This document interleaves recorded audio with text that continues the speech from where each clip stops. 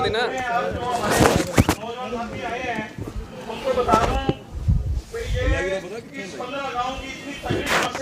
और कोई सदला मुंडा सदला और कोई अंदर है क्या ना था?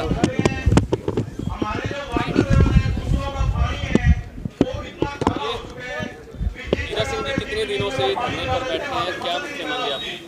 ऐसे जी हम 35 दिन से लगातार यहाँ बैठे हैं, 36वां दिन है जी, और 36 दिन से हम लगातार बैठे हैं धरने पर जी।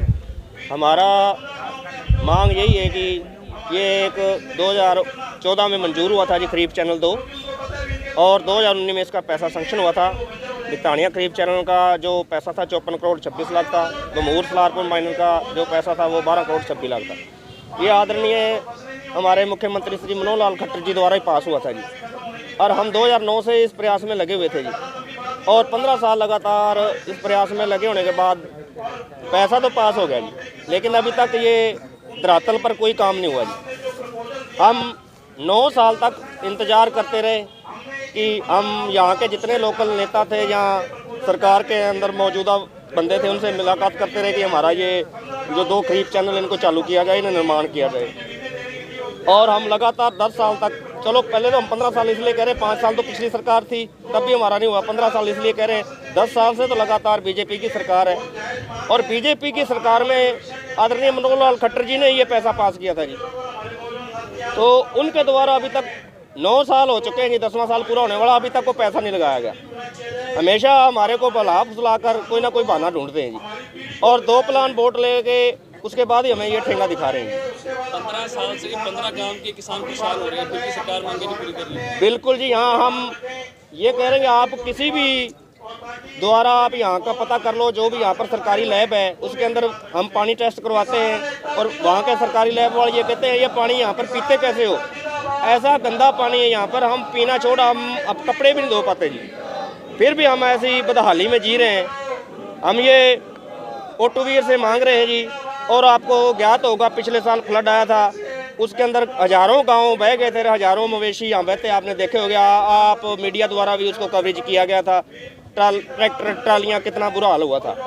हम ये जायज़ मांग रहे हैं, 2 खरीफ चैनल हमारे को निकाल दिए जाए, एक तो पीछे से जो बाढ़ आती है वो बच जाएगा, क्योंकि आगे पानी को रास्ता मिल जाएगा तो पीछे ओवरफ्लो नहीं होगा, और दूसरा हम ये 15 गाँव हैं, जो 15 गाँव खेती के लायक हो जाएंगे, हमारे यहाँ फसलें हो जाएंगी, फसलें होंगी तो हमारी नस्लें हो जाएंगी। हम तो यहाँ पर ज़मीन बंजर हो रही है जी, हम तो यहाँ को प्लान करने के लिए तैयार हैं जी। पिछले दिनों चंडीगढ़ में विधायक गोपाल कंडा ने मुख्यमंत्री से मुलाकात भी की थी और अपनी मांगे भी उनके सामने रखी थी, उसके बाद गोविंद कंडा भी आपसे मिलने आए थे। सर, सबसे पहली बात तो हम किसी भी राजनीतिक पार्टी को यहाँ बैठने नहीं दे रहे थे, क्योंकि हमारा सबसे पहला यही एक ऐलान था कि यहाँ कोई राजनीतिक दल नहीं आएगा। क्यों नहीं आएगा, इसका कारण है 15 साल से हम राजनीतिक दलों के जितने घर दफ्तर है चक्कर काट के हमारी तो जुतियाँ घिस गई, जुतियाँ के बाद हमारे पैर भी घिस गए जी, इसलिए हमने कहा 15 साल हमने चक्कर काटे, आपसे कुछ नहीं हो, आप हमारे बीच में ना हो। ठीक है जी, अपने अपनी तरफ से हर बंदा अपना इसमें श्रेय लेना चाहता है, इलेक्शन आ रहा है, वो सोच रहा है कि श्रेय मुझे मिल जाए, लेकिन श्रेय लेने तक सीमित है, सीएम साहब तक अभी तक कोई बात नहीं हुई।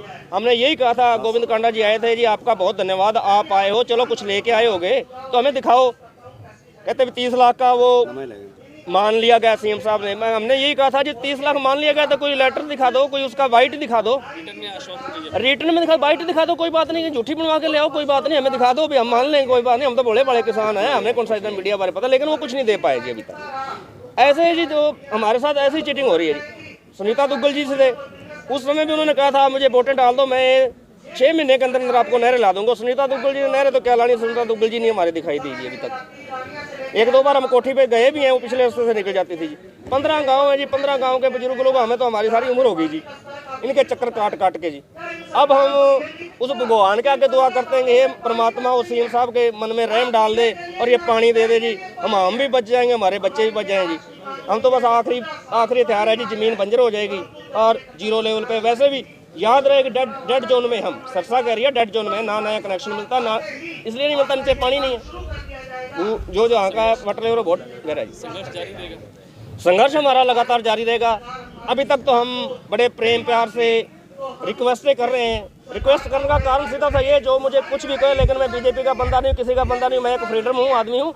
मैं ये कहता हूँ मौके की सरकार है, मौके की सरकार से मांगना चाहिए, और मांग रहे हैं बड़े प्रेम प्यार से, क्योंकि सरकार जो माँ होती है, माँ से हम मांग रहे हैं, और माँ को हम बड़ा बुला कह सकते हैं। जब याद हो, आप ये बच्चे हो, जब हमें भूख लगती है माँ को हम बड़ा बुरा भी बोलते हैं, गालियाँ भी दे देते हैं, माँ बाप को भी लड़ लेते हैं, लेकिन बाद में हमें इकट्ठा होना पड़ता है ना। उस तरह हमारे कई अच्छे यहाँ पर वक्ता हैं, कामरेड साहब हैं और कुछ है, उनके द्वारा कई बार ऐसे शब्दों का इस्तेमाल किया जाता है, लेकिन हम मरते हुए करते हैं।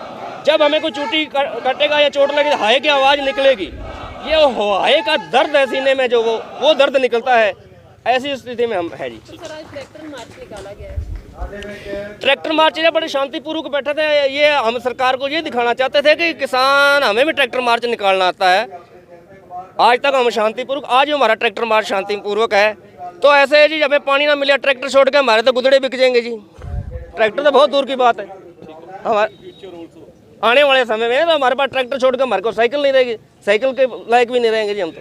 ट्रैक्टर मार्च ने दिखाया है भी, हमारी एकता को दिखाया गया कि हम एक हैं। लोगों को ये गलतफहमी थी भी ये एक नहीं है, 15 गांव है, जितने बंदों को इकट्ठा करना बड़ा औखा, लेकिन आपने अब देख लिया है मीडिया के माध्यम से।